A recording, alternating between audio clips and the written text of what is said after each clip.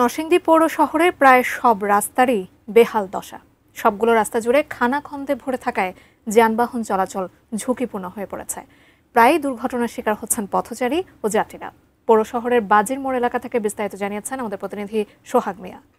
নরসিংদী পৌরসভা 1972 সালে 9টি ওয়ার্ড নিয়ে গঠিত হয় এবং 1996 সালে এই পৌরসভাটি দ্বিতীয় শ্রেণী থেকে প্রথম শ্রেণীর মর্যাদা পায়।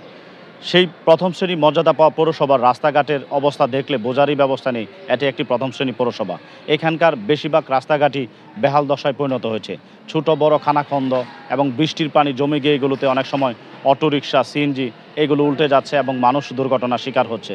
বিশেষ করে স্কুল কলেজগামী যে শিক্ষার্থী এবং শিক্ষকরা রয়েছেন তারা যখন স্কুল কলেজে যান তখন অটোরিকশা উল্টে গিয়ে তারা দুর্ঘটনার শিকার হন।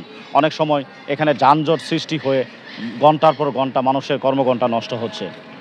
এছাড়াও এই পৌরসভার যে ড্রেনেজ ব্যবস্থা এবং যানজটের যে সমস্যাটি রয়েছে সেটি এখনও পর্যন্ত সমাধান করা হয়নি। এখানকার বেশিরভাগ রাস্তাঘাট একদম অকিজু অবস্থায় রয়েছে, যেটি চলাচলের অনুপযোগী হয়ে পড়েছে। এই পৌরসভার ষাটেরপাড়া, কুমিল্লা কলোনি, বাজির মোড়, ভেলানগর ছাড়াও বিভিন্ন এলাকাতে ছোট বড় খানাখন্দ সৃষ্টি হয়ে রাস্তাগুলো চলাচলের অনুপযোগী হয়ে পড়েছে।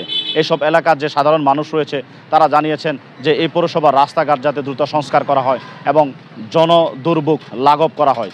এই বিষয়ে জানতে চাইলে নরসিংদী পৌরসভার যে প্রশাসক রয়েছেন তিনি জানিয়েছেন একটি মহাপরিকল্পনা হাতে নেওয়া হয়েছে এবং এই পরিকল্পনাটি বাস্তবায়ন করা হলে পৌরসভার রাস্তাঘাটের যে সমস্যাটি রয়েছে সেটি দূর হবে।